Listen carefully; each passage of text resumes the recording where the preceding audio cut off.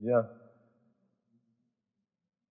Je souhaite bien sûr une bonne après-midi à ceux que je n'ai pas encore rencontrés depuis le repas. Nous avons le plaisir pour cette seconde session plénière d'accueillir le professeur Pierre Rouchon. Pierre Rouchon est ingénieur général des mines. Il était professeur chargé de cours à l'école polytechnique jusqu'en 2005. Il est actuellement professeur au Centre d'automatique et des systèmes à l'école des mines Paris-Tech. Ses spécialités sont autour du contrôle. C'est un mathématicien automaticien et plus spécifiquement autour du contrôle des systèmes quantiques. Il a en particulier beaucoup contribué à développer la théorie du feedback et les expériences correspondantes permettant de contrôler des photons piégés entre deux miroirs, méthodes et résultats qui ont permis en particulier de développer les expériences de Serge Haroche qui ont conduit au prix Nobel en 2012.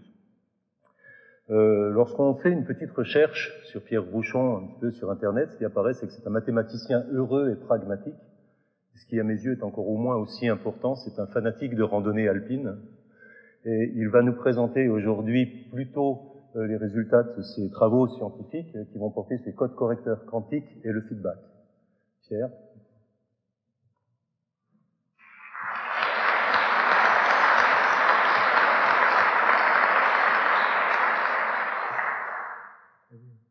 Très bien. Donc, tout d'abord, je voudrais remercier les organisateurs pour cette invitation. Je suis très honoré d'être ici devant un public aussi nombreux. J'ai pas tellement l'habitude de parler devant une salle aussi remplie. Donc, j'espère que mon exposé sera pas trop hermétique parce que je sais d'expérience en discutant avec des collègues qui, comme moi, viennent du monde classique. Le coût d'entrée dans le monde quantique est assez élevé parce que nos intuitions disons classiques, ne marchent pas en fait. Voilà. Donc il y a un certain nombre de règles. C'est pas une difficulté mathématique, mais c'est les règles du jeu sont changées en fait. Donc je vais essayer de vous expliquer ça, en particulier en lien entre les codes correcteurs, donc et la notion de feedback à l'échelle quantique. Donc alors tout ça, tout d'abord motiver un peu le domaine parce que bon, maintenant le quantique est très à la mode, hein, ça c'est clair. Donc je suis dans un groupe de recherche qui surfe un peu sur cette vague-là, mais derrière, il y a vraiment des problèmes scientifiques et technologiques vraiment très intéressants. Alors, on peut mettre deux points clés. Les technologies actuelles, tout ce qui est télécom, laser, ça repose sur ce que les physiciens appellent la première révolution quantique. C'est un grand nombre de particules identiques qui obéissent, quand on veut comprendre les choses, à des statistiques. Donc c'est un phénomène moyen. Et maintenant, depuis, disons, les années 2000, les physiciens ont fait énormément de progrès dans les expériences et maintenant ils savent manipuler des objets quantiques uniques, en fait, et les contrôler. Et là, à partir de ça, on peut essayer d'utiliser cette ressource pour, typiquement, pour faire un certain nombre de capteurs ou de machines qui reposent sur, effectivement, les évolutions quantiques. Alors, tout ça culmine, je dirais, d'une certaine façon, au point de vue fondamental, avec le prix Nobel de physique partagé par Serge Haroche, qui était au laboratoire Kessler-Brossel de l'école normale, et David Wineland, qui était au NIST à Boulder, où typiquement Serge Haroche lui contrôlait des photons avec des atomes, alors que David Wineland contrôlait des atomes avec des photons, avec de la lumière. Mais c'est exactement l'aspect dual. Et donc ils ont fait des expériences tout à fait remarquables sur le sujet et qui ont permis effectivement en quelque sorte de rentrer, de bien comprendre les règles du jeu en fait sur les expériences, en particulier les expériences de Serge Haroche sont absolument magnifiques pour comprendre et commencer à se faire une idée de qu'est-ce qui change par rapport au monde classique. Donc les technologies quantiques, alors bon, ça je reprends un peu un discours usuel, c'est les applications maintenant. Donc en communication et en cryptographie, donc il y a des choses qui existent, le protocole BB84, vous pouvez l'acheter, vous avez cette start-up là, ID Quantique, fait par un physicien de Genève. Le calcul et la simulation, alors ça c'est quelque chose qui est en cours de développement, il n'y a pas de machines qui font ça encore pour l'instant, vendues. En métrologie, bon, il y a déjà pas mal de capteurs, en particulier les horloges atomiques, la mesure précise du temps, et les gens travaillent sur des problèmes de gravimètre, aussi de magnétométrie aussi. Quelle est la difficulté majeure qu'on rencontre quand on veut effectivement faire une machine qui repose en fait sur deux effets quantiques importants, l'intriclation et la cohérence, hein, qui sont des trucs fragiles, qui sont très, très sensibles au bruit externe durant l'environnement. Eh bien, la difficulté, elle est là, quoi, en fait. Hein. Les choses, les propriétés quantiques sont très fugaces, en fait, et ont tendance à être très vite détruites par les interactions avec l'environnement. Donc ça, c'est la difficulté principale. Alors, pour le calcul quantique, les gens regardent actuellement plusieurs supports physiques. Nous, on travaille sur ce qu'on appelle les circuits supraconducteurs. Donc, j'en parlerai un tout petit peu, mais vous avez aussi d'autres supports physiques qui sont listés ici. Et là, j'ai repris un transparent de Walter Rice d'IBM Research à Zurich, où il explique très bien qu'il y a un problème d'architecture modulaire, typiquement de mise à l'échelle, et puis surtout les problèmes de contrôle à chaque fois, bien maîtriser chaque brique de base qu'on va empiler sur des briques avec lesquelles on va faire des briques plus compliquées. Et donc maintenant, pour terminer un peu le tour d'horizon de cette chose-là et situer un peu l'intervention que je fais aujourd'hui, ça va être autour des codes correcteurs. Alors un code correcteur, je pense que beaucoup de gens savent ce que c'est ici en classique, c'est une boucle de feedback. Vous codez, vous mesurez, si la mesure vous dit qu'il y a eu une erreur, vous corrigez. D'accord? Donc il y a vraiment une boucle de rétroaction et avec ça on corrige. Alors bien sûr, à l'échelle quantique, les codes correcteurs c'est aussi une boucle de feedback, donc je vais en parler. Le seul problème c'est que les taux d'erreur en quantique sont assez rédhibitoires par rapport au taux d'erreur sur une machine classique, quoi, sur votre ordinateur portable. Ça c'est ici typiquement, on voit très bien les taux d'erreur de 1 centième à 1 millième, typiquement, quand on fait quelques calculs, quelques portes élémentaires. Et donc pour ça, pour pouvoir faire un certain nombre de calculs, il faut beaucoup de redondance. Alors les gens ont commencé à faire des calculs là-dessus, en particulier Martinis, hein, qui travaillait chez Google, et ils se rendent compte que pour encoder un qubit logique, il en faut 1000 physiques. Donc il y a un surcoût typiquement de hardware qui est assez terrible. Pour l'instant, on ne sait pas construire un qubit logique suffisamment fiable, en fait, faire une mémoire en quelque sorte, hein, que l'on sait manipuler bien sûr. Hein. Et le problème est de réduire en fait de plusieurs ordres de grandeur les taux d'erreur hein, au départ. Il faut que la brique de base n'est pas assez fiable. Et à ce niveau-là, ce que l'on pense dans le groupe, c'est que toutes les méthodes qui ont été développées en classique pour faire des boucles de feedback, de stabilisation, pourraient être, bien sûr, transcrites, transformées, complètement adaptées ou complètement, je dirais, reformulées pour augmenter la précision, en fait, et diminuer ces taux d'erreur. Voilà. Donc c'est un peu dans ce cadre-là pour vous expliquer un peu ces choses-là. Et là-dessus, la notion de feedback est importante. Alors voilà un peu le plan que je vais suivre. Je vais d'abord vous expliquer très rapidement ce que c'est que le code correcteur quantique, en particulier le code de Shor, hein, qui date des années 95. Bien sûr, pour bien comprendre ces choses-là, je vais expliquer un peu c'est quoi la dynamique d'un système quantique ouvert. Donc on va voir, on va être des équations différentielles stochastiques, hein, qui ont toutes une structure très particulière. Je vais parler de feedback. Donc, typiquement, vous avez deux types de feedback. Vous avez feedback où le contrôleur, votre système est quantique, hein, soit le contrôleur est classique, soit le contrôleur est quantique. D'accord ? Et puis après, je vais expliquer un peu ce que l'on fait en utilisant des contrôleurs quantiques pour essayer effectivement de casser ce surcoût où il faut 1000 qubits physiques pour faire un qubit logique, pour essayer de diminuer ça au moins d'un facteur 10 à 30, d'accord, en racine, quoi. Voilà. Ce que l'on fait actuellement dans le groupe et ce vers quoi on va aller dans les années qui viennent, ce qu'on va regarder. Alors ici j'ai résumé, donc ça je pense que c'est quelque chose que tout le monde connaît, c'est le code à redondance de 3, d'accord? Donc vous avez un bit classique qui flippe, vous voyez très bien, avec des taux d'erreur qui sont 10-14 secondes moins 1, donc c'est complètement négligeable. Et si vous l'encodez sur 3 bits physiques, vous attendez le pas delta t, la probabilité qu'il y ait un bit qui flotte est proportionnelle à p, qu'il y en ait 2, c'est à peu près p carré, qu'il y en ait 3, c'est p au cube.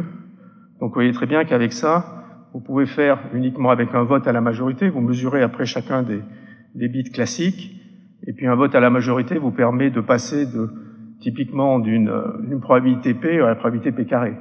Si p est minuscule, p carré est encore beaucoup plus petit. Donc c'est quelque chose d'élémentaire ici, donc j'ai remis les choses. Alors ce que vous voyez ici, c'est bien sûr, vous avez d'une part stocké le bit, d'accord, logique dans 3 bits physiques. Donc là, ce que l'on voit, c'est qu'on a un système composite. Donc ça change au niveau quantique, ça va être des produits tensoriels. Le stockage, le bit classique va être remplacé par un qubit, c'est un système quantique à 2 niveaux. Et puis vous avez aussi le problème de la mesure. D'accord? Parce qu'on est obligé de mesurer, et puis après, on est obligé de transformer. Alors pour ça, il faut que je revienne à quelques bases de la physique quantique qui permettent effectivement de voir comment est-ce que ces choses-là vont être en quelque sorte transcrites dans l'algorithme de Shor. Mais c'est quelque chose qui ressemble à ça, en fait. Alors ça, vous avez, en fait, ce qu'il faut retenir, c'est essentiellement tous ces modèles, toutes ces choses-là. Il y a les 3 règles de base qui sont les suivantes. Vous avez l'équation de Schrödinger qui est en 1, qui est tout simplement, vous prenez un vecteur unitaire psi et vous le faites tourner. D'accord? Et la vitesse de rotation qui est h, en quelque sorte, vous pouvez voir ça comme une sorte de vecteur rotation instantanée, pour ceux qui font de la navigation inertielle, c'est le même type d'équation. Ça vous définit une transformation unitaire globale sur l'espace de Hilbert sous-jacent. D'accord?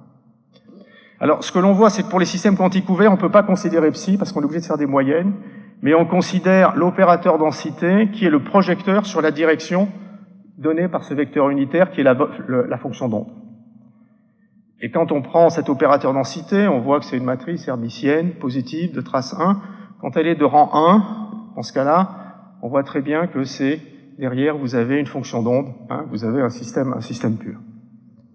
Donc ça, c'est un fonctionnement parfaitement déterministe, selon l'équation de Schrödinger, qui est écrit ici. Et vous avez bien sûr que le Hamiltonien U dépend de paramètres, en particulier ce que les gens appellent des drives, qui sont des U de t, qui sont des signaux classiques qui vous permettent de changer H au cours du temps. D'accord? Maintenant, donc ça, c'est quelque chose, bon, ça change un peu, mais ça remplace, je dirais, pour un système mécanique, les équations de Lagrange, ou les équations de Newton. D'accord? Parfaite, pas de frottement, rien, c'est quelque chose qui est réversible. Maintenant, vous avez quelque chose qui est complètement différent, c'est quand on fait la mesure. Donc la mesure, c'est toujours associé, quoi qu'il arrive, à un opérateur auto-adjoint.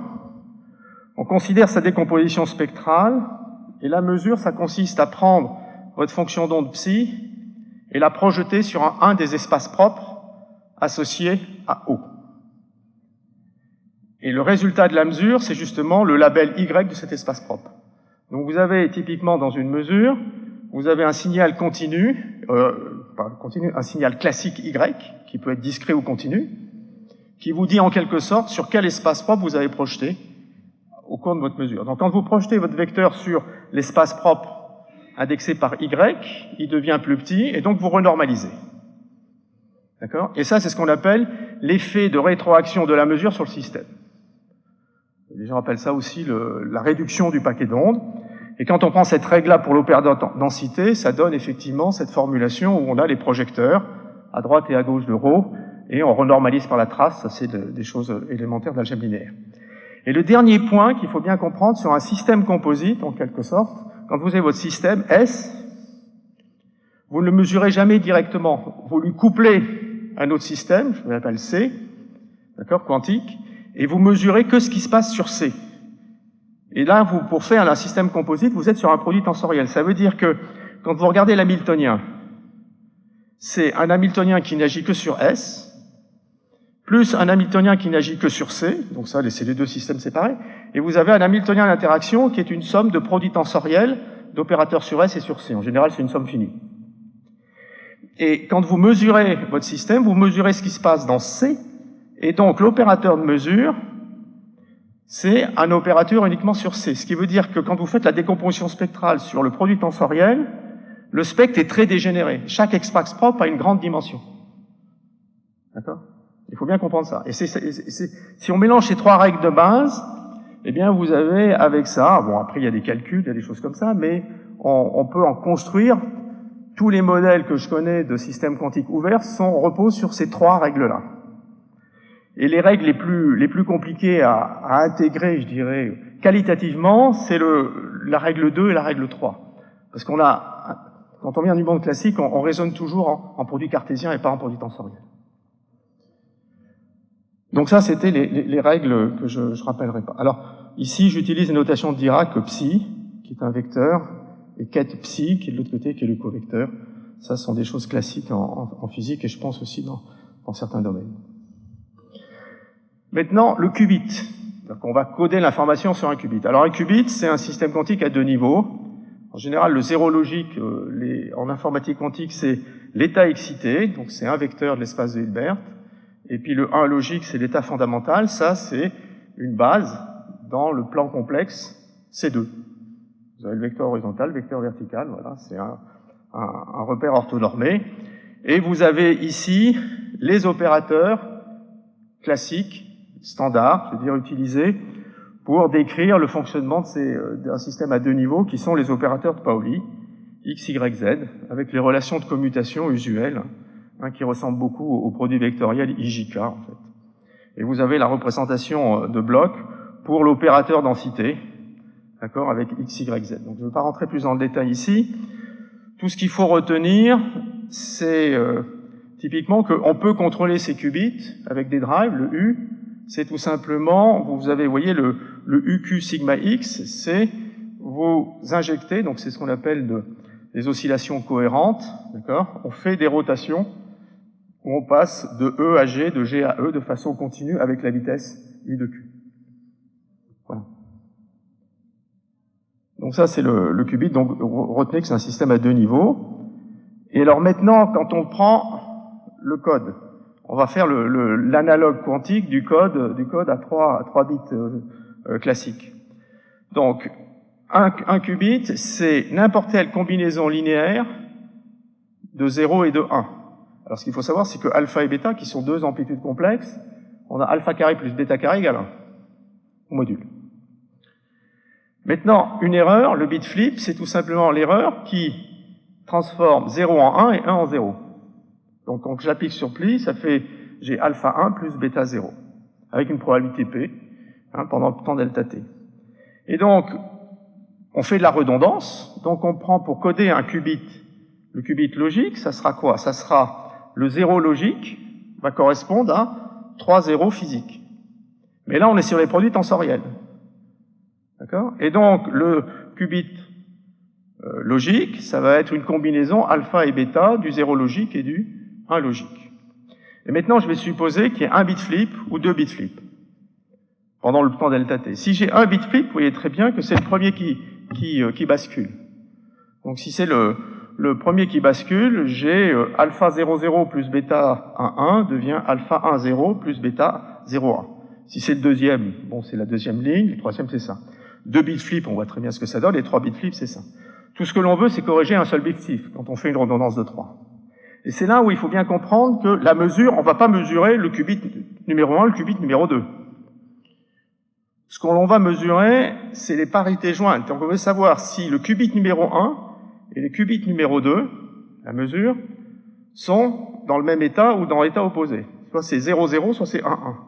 Et donc on mesure des observables qui sont des observables, par exemple pour S1, le syndrome numéro 1 d'erreur, c'est l'identité, on fait rien sur le premier, mais par contre on mesure le produit tensoriel sigma Z, Z sur le deuxième et Z sur le troisième.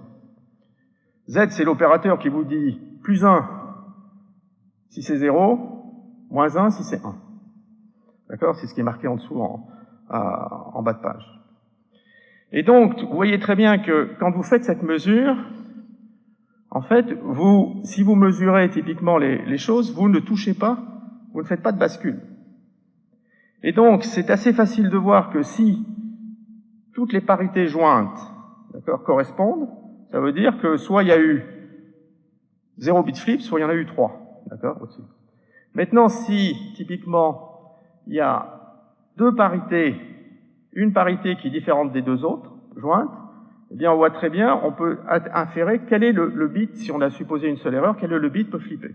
Et là, maintenant, ce que l'on fait, c'est qu'on fait une bascule du bit qui a flippé. Et alors, ce que vous voyez ici, ce qui est très important de comprendre ici, et ça, je terminerai là-dessus, après, je ne veux pas rentrer plus dans le détail, c'est que quand vous avez qu'une seule erreur, ce que vous voyez, c'est que le qubit logique alpha 00 plus bêta 1,1, quand j'ai une erreur, il va typiquement soit sur alpha 1,0 et bêta 0,1 ici. Le seul point important, c'est ça. C'est ici, là, quand j'ai qu'une seule erreur, ce vecteur-là, il est orthogonal à celui-ci. Parce que je suis dans la produit tensorielle. Donc, quand j'ai une erreur, je suis dans un espace dimension 2, j'ai une erreur sur le premier bit, je vais sur un espace de dimension 2 qui est orthogonal. Quand je suis sur le deuxième bit, c'est pareil, et ainsi de suite. Donc, j'ai 4 plans, et je sais comment aller du plan P1 au plan C, le plan d'espace code. Il suffit que je fasse le flip du qubit numéro 1. Et ça, c'est une opération purement locale, en mettant un drive U de Q. D'accord? Ça, c'est quelque chose qu'on sait très bien faire. Donc là, vous voyez un peu ce que ça peut donner. Et maintenant, si on veut faire, typiquement, la même chose, mais sur... Alors, maintenant, c'est une spécificité quantique. Pour l'instant, ce que j'ai fait, c'est que j'ai uniquement pris le code qui fait l'analogue complètement classique du code à 3 bits, un analogue complètement quantique du code classique. Maintenant, ce qu'il faut savoir, c'est qu'en quantique, vous avez deux erreurs fondamentales qu'il faut savoir corriger. Si vous savez les corriger, d'accord, vous pourrez corriger n'importe quelle erreur locale sur chacun des qubits physiques. Et l'autre erreur fondamentale, c'est celle-ci. C'est le phase flip. C'est-à-dire que, au lieu d'avoir ici alpha plus bêta, ici, vous avez 0 reste 0, mais 1 prend une phase de moins 1. Donc, vous faites agir l'opérateur Z dessus. Donc ça, c'est l'opérateur de phase flip. Et alors, ce que l'on voit, c'est qu'on peut exactement compenser le phase flip. Il suffit de se rendre compte que, eh bien, tout simplement, X, c'est une rotation typiquement de pi sur 4, d'accord? Ici, ça, c'est une simple rotation de pi sur 4. Et vous le sandwichez et vous obtenez exactement l'analogue, en fait, du code où vous remplacez 0 par plus, 1 par moins, et vous obtenez exactement ce que vous voulez ici. Voilà. Donc c'est exactement la copie de ce qu'on avait avant. Et maintenant, si vous voulez corriger les deux, eh bien tout simplement, vous partez de plus, moins, les deux trucs de base ici, et vous remplacez chaque plus par, typiquement, eh bien le code, mais avec 3 qubits. Donc chaque plus devient codé sur la somme plus de 0, 0 plus 1, 1, et puis le moins devient la somme avec un moins de 0, 0 moins 1, 1. Et donc ça vous fait un 0 logique qui est dans un espace à 9 qubits. 3 fois 3. D'accord?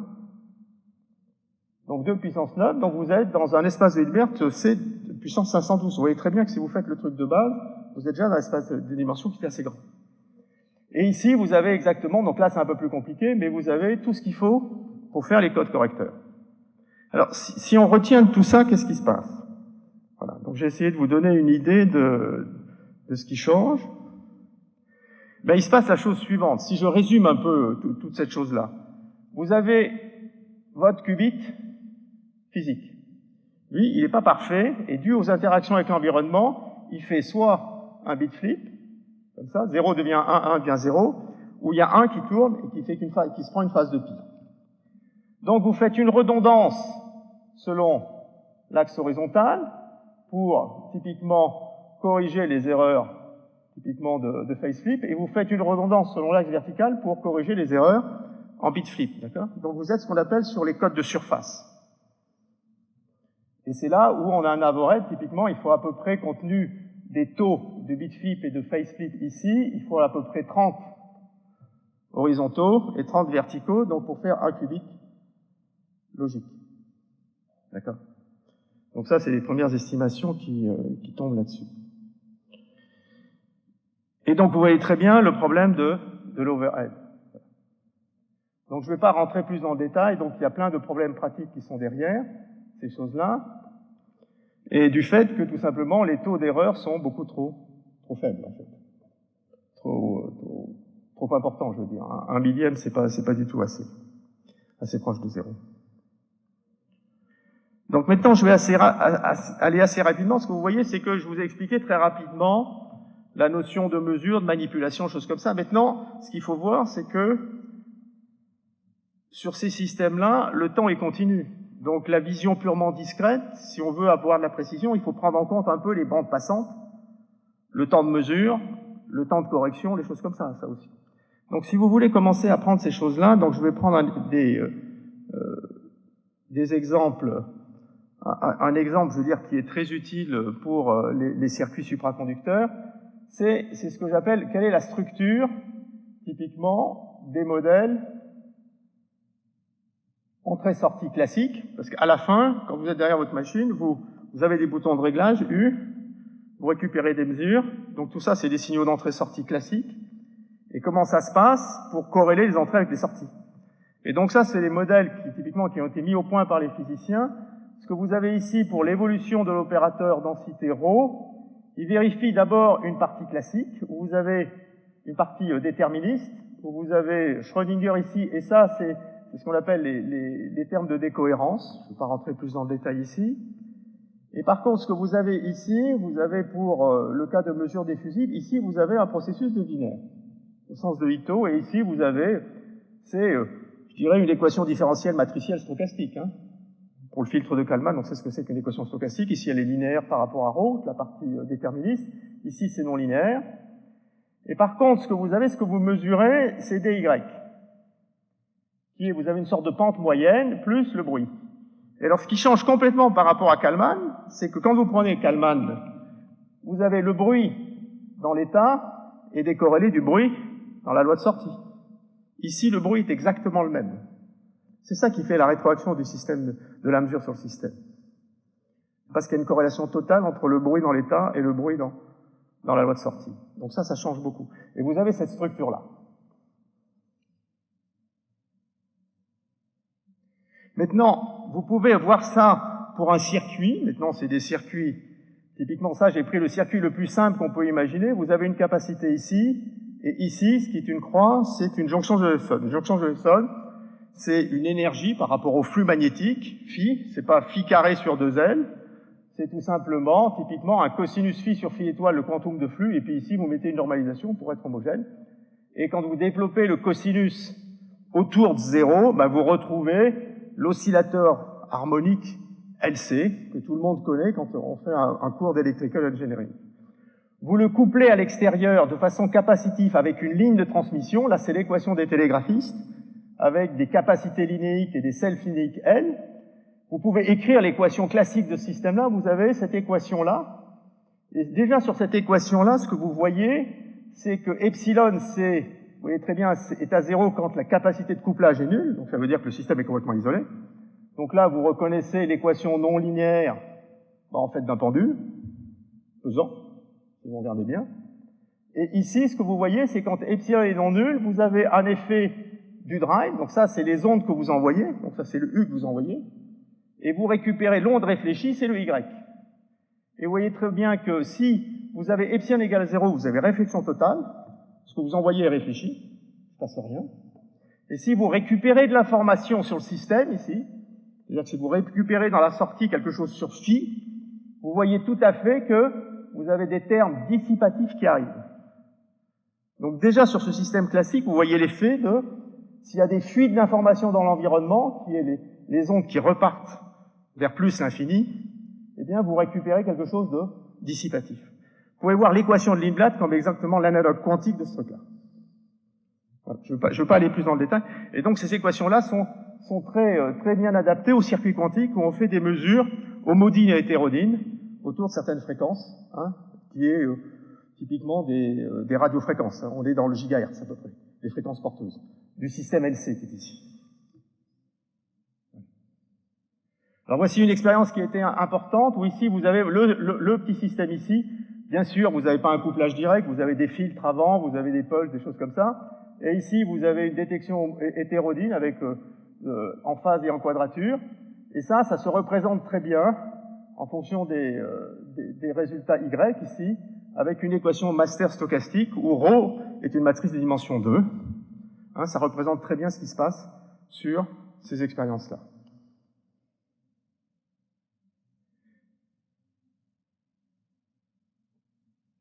Donc maintenant, quelles sont les caractéristiques essentielles de ces équations? Maintenant, si on regarde d'un point de vue purement mathématique, donc on a une équation stochastique ici, matricielle, sur l'opérateur ρ. Donc, il est beaucoup plus facile de l'écrire sous cette forme-là. Parce que vous voyez, si vous prenez les règles de Ito, vous avez que ρ à l'instant t plus dt, c'est ρ à l'instant t plus la variation de ρ, ça c'est par définition de dρ. Vous pouvez la mettre sous la forme d'un quotient de deux choses. Vous avez ici M, qui dépend de U et de la mesure, qui est une matrice, un opérateur, et vous faites M ρ M dag. Donc vous êtes sûr que vous avez un opérateur qui reste positif. Ici, vous avez un autre combinaison de L ρ L dag, ça reste positif. D'accord? Eta, c'est l'efficacité de détection quand vous avez des erreurs, ici, et vous normalisez par la trace. Et le M, lui, et les données, c'est pratiquement l'identité plus des termes en dt et des y. Sous cette forme-là, vous comprenez tout à fait le problème. Cette équation-là est une équation en quelque sorte de mélange stochastique. Vous prenez le ρ, vous le mélangez avec des poids, mais c'est en non commutatif M, M dag, d'accord? Et vous renormalisez par la trace. Donc ça vous montre tout de suite que ρ reste positif de trace 1. Parce que écrire ça ou écrire ça, avec Ito, c'est exactement la même chose. Donc ça permet de faire des schémas numériques qui préservent la positivité, la trace et compagnie. Donc ça, c'est le premier truc. Et le deuxième truc, c'est, il est très facile, étant donné qu'on a pris le langage des opérateurs, de faire un changement de variable unitaire. Si vous faites un changement de variable unitaire, c'est-à-dire qu'une rotation qui peut dépendre du temps, eh bien, il suffit de transformer tous les opérateurs selon cette rotation-là. Donc vous avez une façon de faire les calculs avec ces équations-là sous forme matricielle qui est beaucoup plus agréable pour vous mettre dans le bon repère où on voit les choses. Et le dernier point, quand on prend la moyenne d'ensemble de ce truc-là. Bon, ben, quand on prend la moyenne d'ensemble, comme dW est complètement indépendant du reste, ça dégage, et on a une équation linéaire en ρ, et donc la moyenne d'ensemble, c'est une équation linéaire qu'on appelle l'équation de Lindblad. Cette équation-là, vous pouvez voir ça comme une équation de diffusion quantique. C'est de la diffusion non commutative, d'accord, sur ρ qui est une loi de probabilité, en quelque sorte, non commutative. Et ce que vous avez ici, c'est quelque chose qui a tendance à être une contraction, mais c'est pas des contractions L2, c'est des contractions L1. C'est ça qui change. C'est plutôt des valeurs absolues, en quelque sorte. Voilà. Et le dernier point, c'est des trucs typiquement Lyapunov, où on peut avoir des fonctions de Lyapunov qui sont des fonctions linéaires, parce que l'espace, on a l'impression que c'est linéaire, ce truc-là, mais c'est pas du tout linéaire, parce que déjà l'espace est déjà un cône. Et en plus, après, les opérateurs L et ρ ne commutent pas, donc vous avez plein de problèmes avec le non commutatif qui vous font apparaître plein de choses, en fait. Donc en fait, la linéarité est un peu bizarre ici. Donc maintenant que j'ai fait un peu le point sur les codes correcteurs et puis la structure des modèles quantiques que l'on a pour essayer de représenter ce qui se passe dans les expériences, je vais parler de feedback très rapidement. Alors là, c'est quelque chose qui n'est pas très compliqué. Maintenant, quand vous rebouclez, donc vous avez les entrées classiques, les sorties classiques liées à des mesures quantiques, vous rebouclez avec un contrôleur classique. Donc ça, c'est ce qu'on appelle le feedback fondé sur la mesure. Bon, les choses sont assez bien comprises. Alors, le seul problème, c'est quand, ici, il y a de la mémoire dans le feedback. C'est quelque chose qui est connu, qui est ce qu'on appelle les chaînes de Markov à état caché, en fait. Voilà, donc c'est chaîne non linéaire de Markov à état caché. Donc c'est assez compliqué de faire des processus de stabilisation, des choses comme ça. Donc c'est de la stabilisation non linéaire stochastique. Le problème pratique, c'est que le système qui est ici va très vite. Et donc, en général, on n'a pas une électronique ou une mesure assez rapide pour compenser les temps de latence liés à la boucle de feedback, en général. D'accord? C'est quelque chose qui est rapide ici. Donc les temps de décohérence ici, ou le bruit en quelque sorte, est beaucoup plus rapide souvent que le temps qu'on mettrait de faire la mesure, de faire le calcul, même sur du FPGA, et puis de réinjecter les valeurs qu'il faut pour le contrôle. Donc on a fait des expériences là-dessus qui montraient que, mais là, tout était câblé en fait. Vous avez ici le système à 2 niveaux et tout le reste, c'est des circuits complètement câblés en fait. Donc on avait fait des expériences pour voir que ça fonctionnait bien. Et maintenant, si vous prenez ce qu'on appelle le feedback cohérent, les gens aussi le feedback autonome, eh bien c'est tout simplement, on revient en quelque sorte au début du contrôle classique où il n'y avait pas d'ordinateur, c'était le régulateur de Watt. Vous avez la machine à vapeur, qui est votre système, qui est contrôlé par un autre système, le régulateur à boule, et la liaison entre les deux, c'est avec des tiges, qui fait que quand on va trop vite, on l'ouvre, on ferme la vanne de vapeur, et quand on va pas assez vite, on l'ouvre. Voilà, c'est tout. Et c'est un système mécanique complètement passif. Et donc là, on est obligé de revenir en quelque sorte à cette chose-là. Alors, bien sûr, c'est des idées qui remontent à, je dirais, à ce qu'on appelle le pompage optique, donc c'est ce qui a valu le prix Nobel de physique à Alfred Kastler. Et puis ici, ça a été très utilisé, donc en magenta, c'est la communauté de physiciens, en fait, qui utilise ça. Ici, c'est les gens qui font aussi des théories sur ce qu'on appelle les modèles SLH. Voilà, je ne vais pas rentrer plus dans le détail. Et sur ce système-là, il n'y a pas de mesure, il n'y a rien. Et donc, la dynamique de ces systèmes-là, c'est Lindblad. Donc, c'est une équation matricielle, linéaire, sur l'opérateur densité. Voilà. Et alors, en général, quand on veut faire ça, on a un système composite. Et donc, dans un système composite, vous avez plein d'échelles de temps.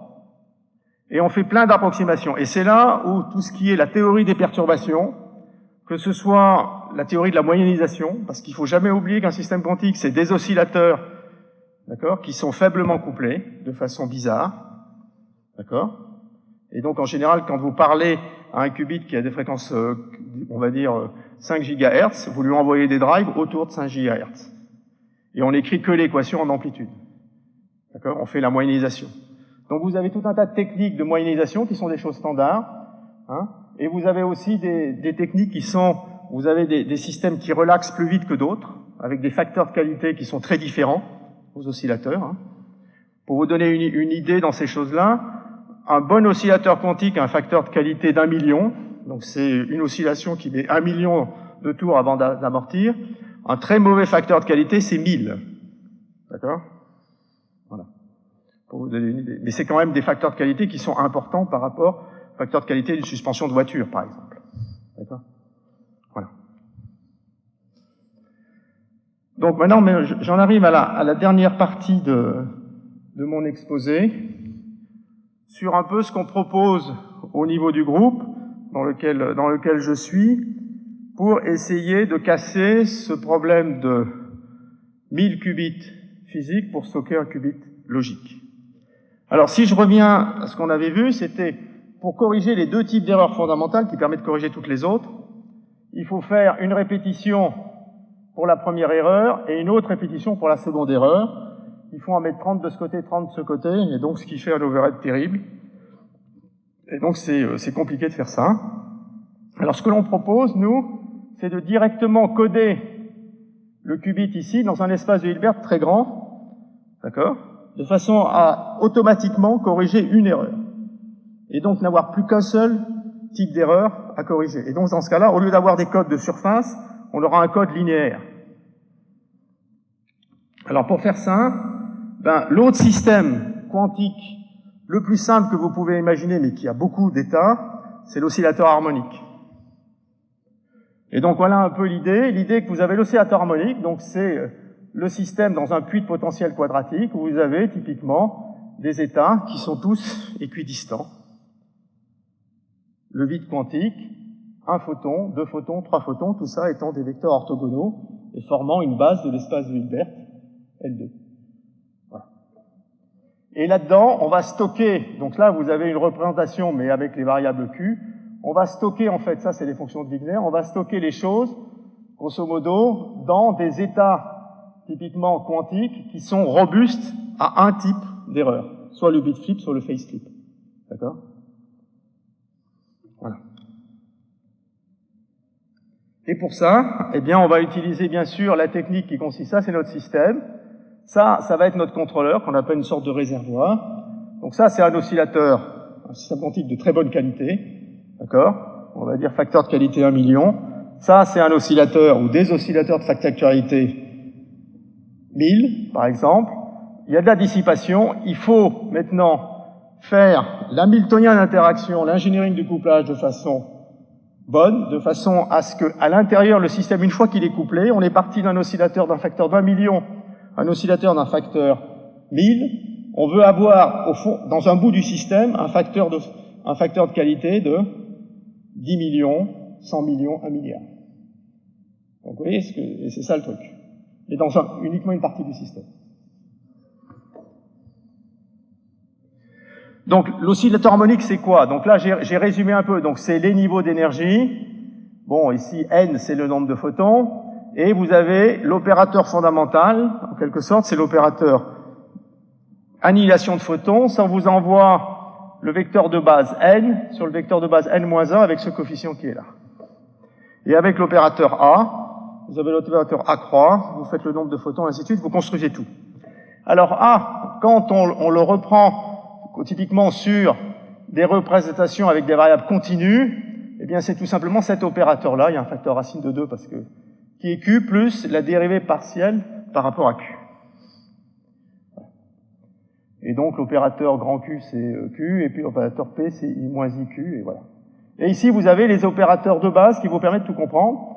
Et par contre, vous avez, parmi tous les états qui sont dans l'oscillateur harmonique, vous avez des états qui sont très robustes, qui sont les états purs, ou ce qu'on appelle les états cohérents, qui sont en quelque sorte une distribution de Poisson, d'accord, sur les états de Fock n. Et donc ça correspond exactement à ce qu'on appelle les états gaussiens, d'accord. Si vous prenez typiquement alpha de partie réelle nulle, vous voyez que c'est une gaussienne centrée en partie réelle de alpha. Donc c'est ce qu'on appelle les états gaussiens. Et donc ça, c'est des états cohérents, qui sont des états effectivement très robustes à la dissipation, aux erreurs. Mais ce que l'on veut, c'est non seulement avoir qu'un seul état stable, mais aussi une superposition de ces états qui soient stables. Il faut faire attention. Il y a une subtilité ici.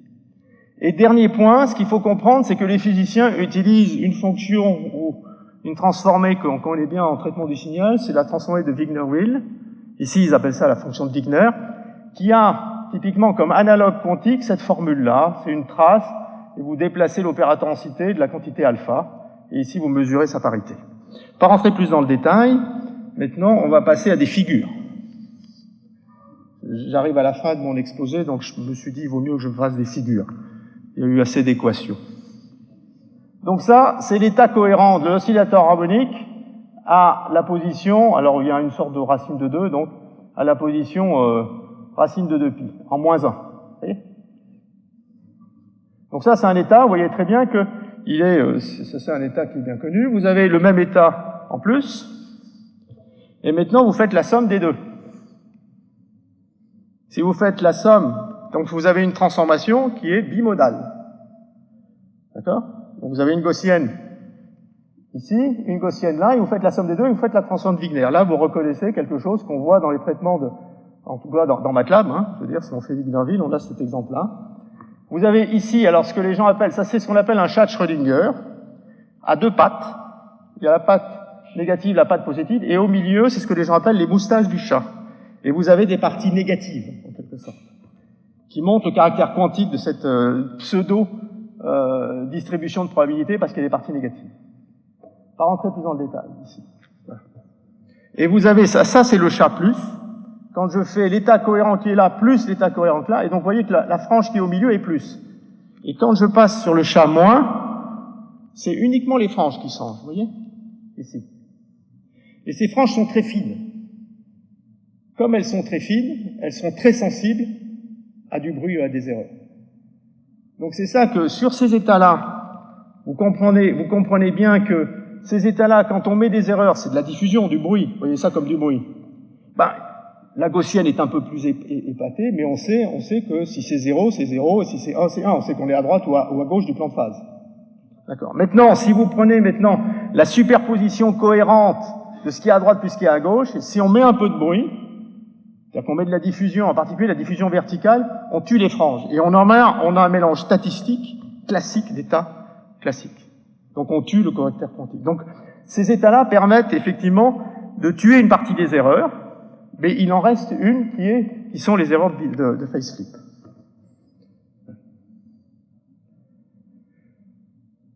Alors comment est-ce qu'on fait pour faire un environnement qui stabilise uniquement ces deux états-là? Est-ce que j'ai le temps de faire cet analogue classique? Oui, ça va être un peu juste. Vous prenez typiquement un pendule ici, et vous le mettez en connexion avec, ici vous avez une masse, ici, et ici vous mettez un amortisseur, un ressort, et ici vous vous mettez à osciller à la bonne fréquence.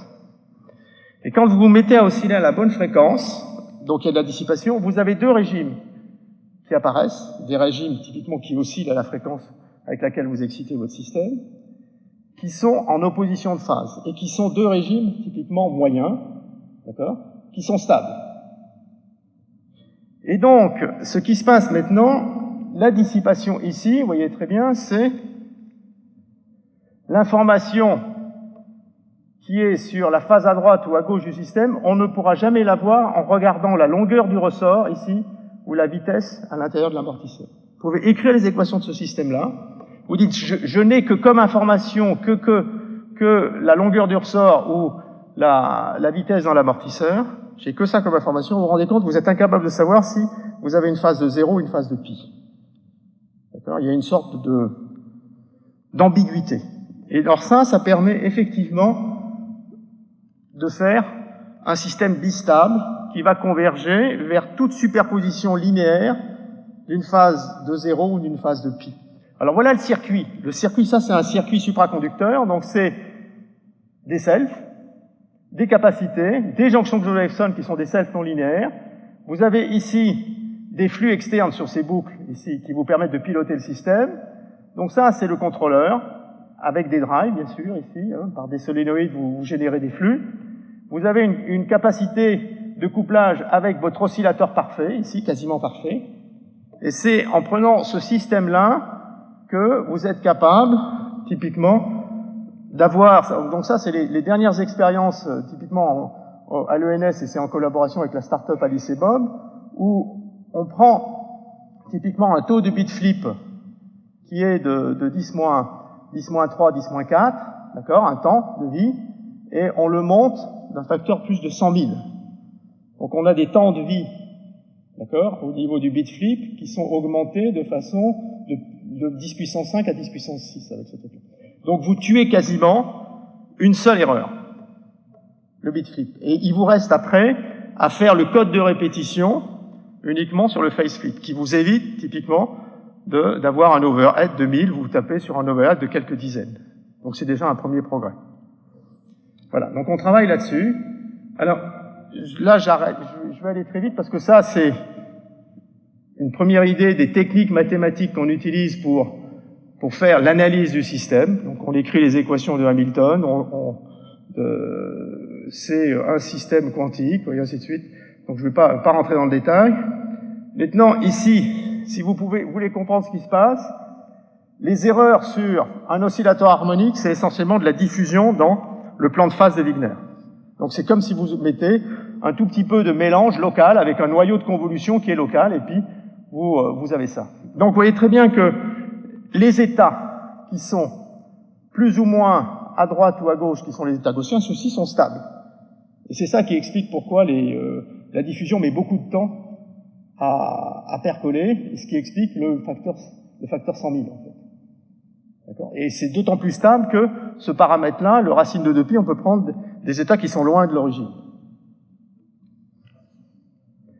Maintenant, si vous prenez uniquement la superposition cohérente de ces deux états, ça c'est quelque chose, plus vous allez les écarter de l'origine, plus les franges ici d'interférence sont fines, et donc plus elles vont être sensibles, en fait, à la décohérence. D'accord ? Donc vous avez une sorte de trade-off à faire, mais vous n'avez qu'un seul type d'erreur ici. Et donc, on travaille actuellement sur... Donc ça, c'est une autre idée qui a été initiée par Preskill au Caltech dans les années 2000, et c'était un papier purement théorique, qui consistait à considérer non pas des gaussiennes, à droite et à gauche, ou des sommes, hein, de gaussiennes à droite, gaussiennes à gauche, mais on va considérer ici, vous voyez très bien ici, epsilon est un petit paramètre, donc c'est comme si vous aviez un peigne de Dirac. Vous voyez ? Et en P, en Q. Vous savez que la transformée de Fourier d'un peigne de Dirac, donc ça c'est la démonstration de Shannon, c'est aussi un peigne de Dirac. Donc P et Q, c'est des variables duales en l'espace normal et l'espace Fourier. Donc ici vous prenez un peigne de Dirac, mais bien sûr, pour être d'énergie finie, hein, vous êtes obligé de mettre une sorte d'enveloppe gaussienne autour. Donc quand vous faites vous prenez un peigne de Dirac avec des bons espacements. Vous savez, quand vous prenez le produit des périodes, c'est 2π dans Fourier. Donc ici, vous voyez, ici j'ai un peigne de Dirac, ici, qui a lieu, donc ça c'est l'état logique 0, qui a lieu tous les pics qui sont des multiples pairs de 2 racines de pi. D'accord? Et maintenant, je vais prendre tous les multiples impairs. Alors qu'est-ce qui se passe quand je prends pair impair? Ben, tout ce qui se passe, c'est un simple shift. Ben, évidemment, un peigne de Dirac, c'est un invariant par concentration, c'est un simple shift, en fait, de racine de pi. Ce que vous voyez ici. Donc ça, et sur Widmer, ça se voit tout de suite. Maintenant, si vous prenez... Donc ça, c'est ces états-là. Maintenant, si vous prenez les états plus logiques et moins logiques. Ben, le plus logique, c'est pas compliqué. Comme la transformée de Fourier d'un peigne de Dirac est un peigne de Dirac, eh bien, vous avez ici le plus logique, d'accord, qui est la somme des pics partout, c'est dans l'espace P, des pics espacés de 2 racines de pi. Pour les Fourier de pics qui sont espacés de racines de pi en Q, en Fourier, ça va être des pics qui vont être espacés de racines de 2π. Donc c'est une simple rotation de pi sur 2, en fait, dans le plan de phase. Une transformée de Fourier, c'est une rotation de pi sur 2. Et ici, c'est ça. Donc on a exactement la même chose avec le plus et le moins, où on a un simple flip comme ça. Donc ce que vous voyez maintenant vous dites, voilà, j'ai etc. Maintenant, vous mettez un tout petit peu de diffusion. Comme les parties vertes, c'est là où c'est 0. Les parties négatives, c'est bleu, les parties positives, c'est plus. Mettez un peu de diffusion, alors si vous en mettez pas trop, évidemment. Comme les parties négatives et les parties positives sont loin l'une de l'autre et passent par 0, il n'y a pas d'annihilation entre la partie positive. La partie positive va devenir un peu moins positive, la partie négative un peu moins négative, mais c'est pas très gênant. Et donc c'est des états qui sont typiquement robustes, en quelque sorte, à des diffusions, des petites diffusions horizontales ou verticales. Donc ces états-là sont beaucoup plus robustes, et là, vous avez un système où vous essayez de coder l'information dans des états qui sont naturellement plus robustes. Maintenant, ce qu'il faut faire, c'est le mécanisme de stabilisation. Et là, on travaille sur ce truc-là, sur comment faire un circuit qui vous permet de stabiliser ces choses-là. On sait faire des circuits qui stabilisent ces choses-là, et maintenant, on voudrait faire un circuit qui stabilise, typiquement, des états de gris comme celui-ci. Ce qu'on est en train de faire, c'est essayer de... Voilà. Et on a des idées pour faire ça. Voilà. Donc, pour conclure, bon, ben, voilà un peu le truc complet. Ce qu'on essaye de faire, c'est, compte tenu des échelles de temps ici, les temps de décohérence ici peuvent être beaucoup trop rapides, ce qui donne des taux d'erreur beaucoup trop importants. Donc, on stocke l'information quantique dans le système S ici, qui va être un oscillateur harmonique. On a typiquement un autre système quantique, mais beaucoup plus dissipatif, et on fait une ingénierie d'interaction de façon à faire une première stabilisation du système, mais en local, proche. Et après, il y a des choses qui seront beaucoup plus faciles à faire de façon, disons, avec un feedback classique, qui vont être, par exemple, les dérives lentes, où on aura plus de temps. Et donc, tout le problème, c'est comment structurer, de façon hiérarchisée, cette structure de stabilisation pour stabiliser l'information quantique qui est là-dedans, en lui mettant une partie du contrôle qui va être un contrôleur quantique, où là, on utilise effectivement la théorie des circuits, tout est câblé, en quelque sorte. Et puis derrière, bien sûr, on va faire des mesures, parce que de toute façon, à la fin, dans les expériences vous êtes bien obligé de mesurer quelque chose pour savoir ce qui se passe. Donc vous aurez toujours des mesures et vous aurez toujours des paramètres d'entrée, et par moment, il faut faire du recadrage, ou du recalibrage, ou du recalage en ligne, d'accord? Et donc ça, on fera ça par des boucles externes. Donc voilà un peu ce sur quoi on travaille, et en théorie mathématique des systèmes, ce qu'on essaye de développer pour faire de la précision sur ces modèles stochastiques d'équations maîtresses. Les techniques mathématiques qu'on a, c'est la moyennisation, parce qu'on a des oscillateurs avec des fréquences proches, l'un est le double de l'autre, ou des choses comme ça, avec des phénomènes de résonance.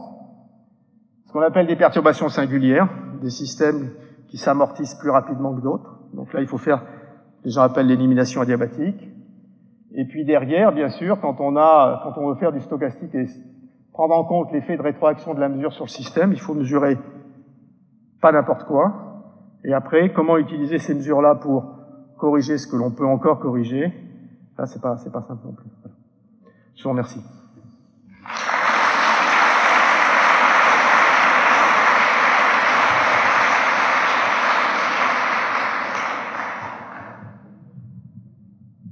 Merci beaucoup. Donc nous avons en gros 5 minutes pour quelques questions dans la salle.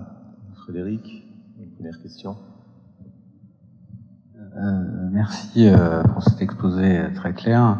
Récemment, Amazon et en association avec Caltech ont annoncé qu'ils allaient se mettre un petit peu sur ce type de solution là, que vous regardez avec Alice et Bob. Vous avez des détails un petit peu ce que regardent Amazon et Caltech? Est-ce qu'il y a des différences ou c'est exactement la même chose? Alors Amazon effectivement a repris cette idée-là. Je vais reprendre le transparent, là, voilà.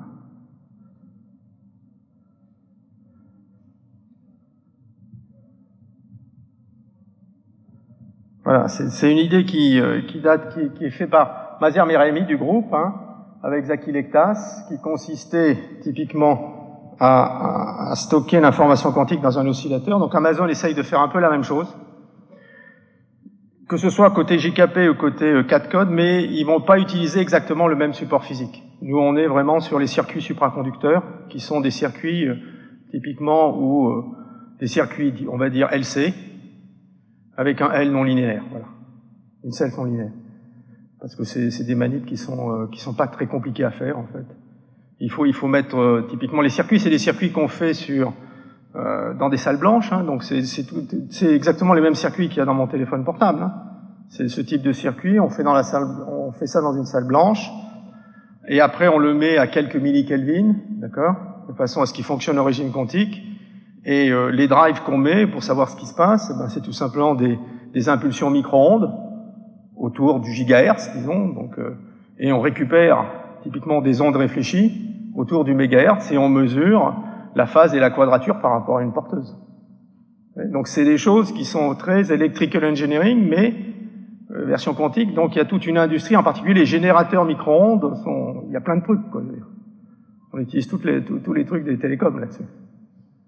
Voilà. Mais Amazon Web Services, effectivement, on est un peu inquiet, ils ont repris cette idée-là, quoi.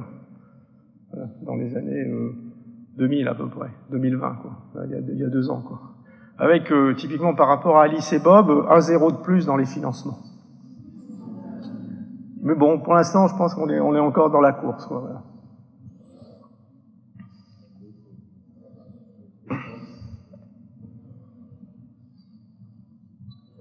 Merci pour la présentation. J'avais 2 questions. Une première question en termes d'objectifs.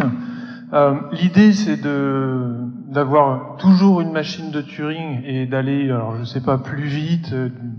Ou est-ce que l'idée, avec ce type de technique, c'est de calculer différemment? Et ma deuxième question, c'est une question de compréhension. Sur l'exemple des 3 qubits physiques, si j'ai bien compris, on a une unité de mesure pour ces 3 qubits. Est-ce que c'est finalement intuitivement, je m'étais dit que du coup, on allait avoir une unité de mesure par qubit physique, et quelle est la subtilité à cet endroit-là? Alors, je réponds à la deuxième question d'abord, parce que j'ai le transparent. ce que l'on voit ici, c'est ce qu'on appelle l'erreur syndrome. Donc ça, c'est l'observable qu'on va mesurer. Si on ne mesurait, par exemple, que le dernier qubit, on mettrait l'identité sur le premier qubit comme opérateur, l'identité sur le second et que Z. D'accord? Ce que l'on fait, c'est qu'on fait la mesure de parité jointe sur le deuxième et le troisième qubit. On regarde si, on pose la question, est-ce que le deuxième et le troisième qubit ont la même valeur? Est-ce que c'est 0, 0 ou 1, 1? C'est tout ce qu'on veut savoir. Si c'est 0, 0 ou 1, 1, on a la valeur ici. D'accord? C'est plus 1. Si c'est différent, ça sera moins 1. C'est pas une mesure que locale du qubit numéro 3 ou du qubit numéro 2. C'est une mesure jointe sur un produit tensoriel. Et ça change complètement. On n'a pas du tout l'habitude de raisonner là-dessus. Et ça permet de ne pas tuer les cohérences quantiques alpha et bêta. Je pense que si on a compris ce truc-là, on a compris déjà pas mal de trucs.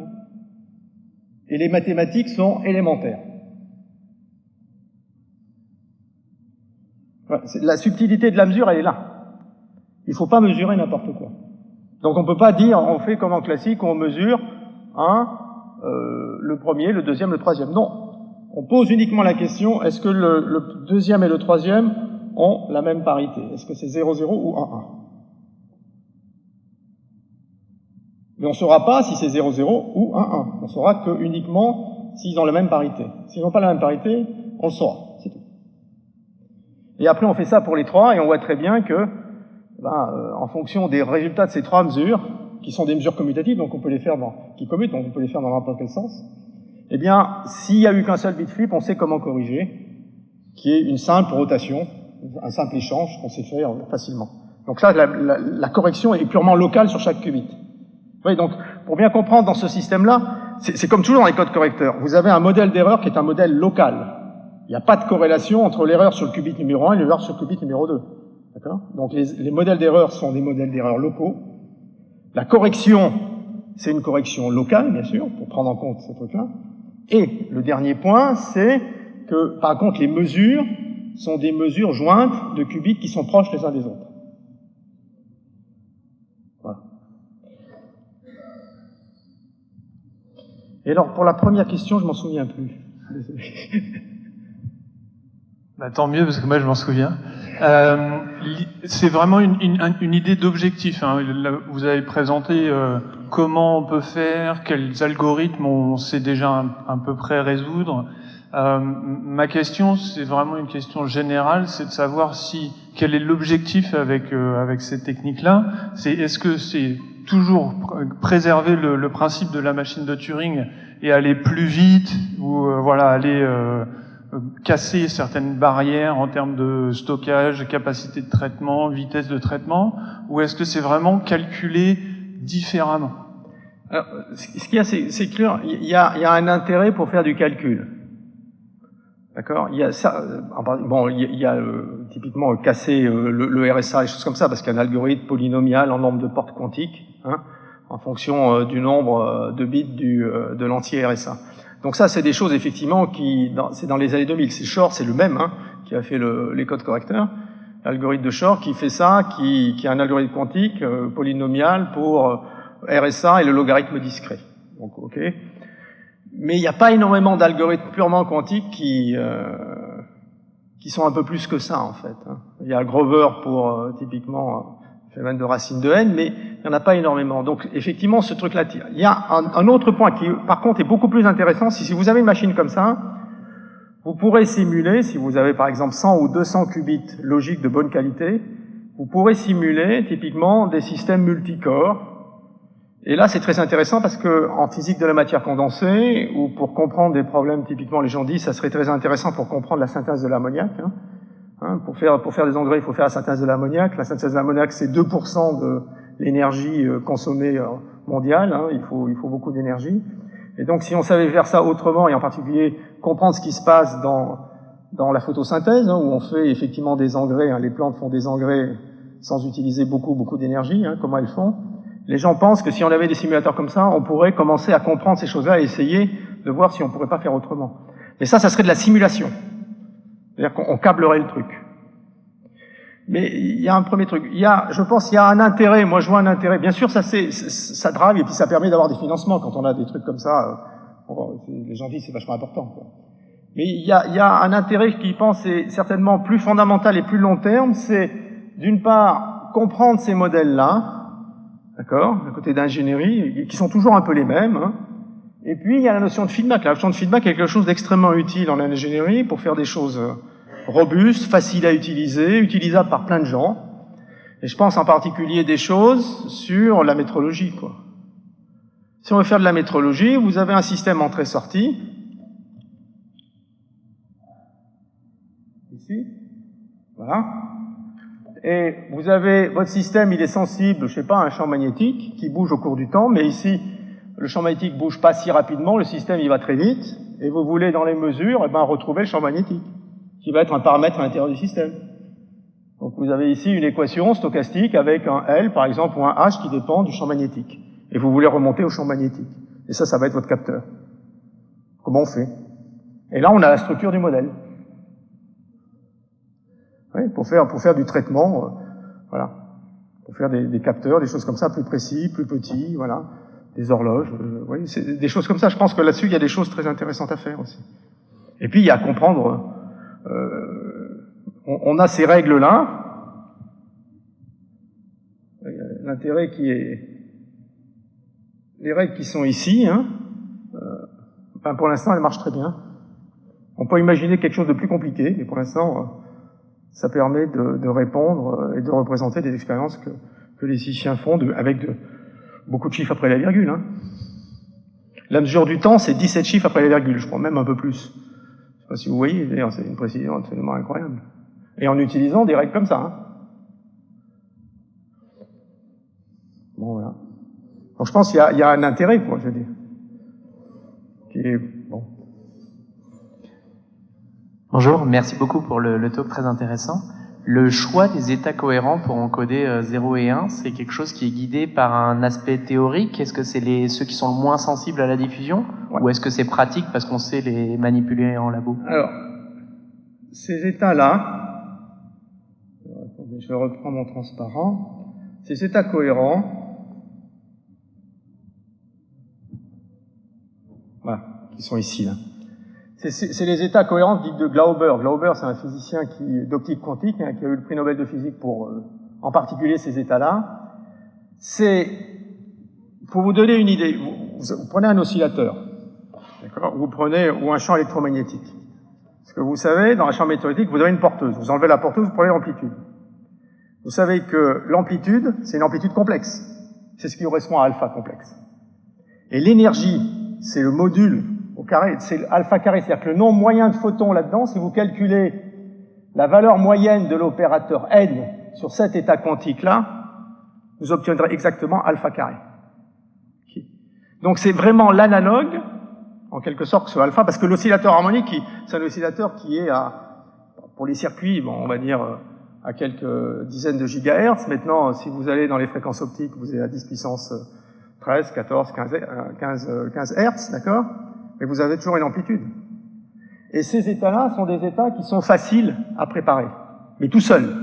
Vous savez préparer alpha, vous savez préparer moins alpha.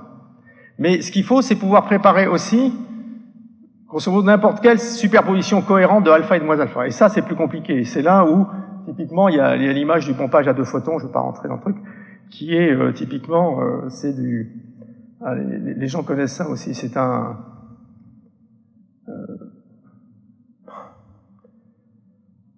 Il y a un terme anglais, mais j'essaye le français. Bon, je ne veux pas y arriver. C'est du mélange multi-ondes, en fait. Des choses qui sont bien connues en optique non linéaire. Typiquement, vous avez A carré fois B, où A et B sont... Donc vous avez A carré B croix plus... c'est des trucs comme ça. Je cherche le terme connu, c'est... Bon. Je l'ai pas, je vais le retrouver à la pause. Un peu fatigué. Merci. Je crois qu'on va conclure cette session plénière. Je vous remercie encore, Pierre, pour cet exposé.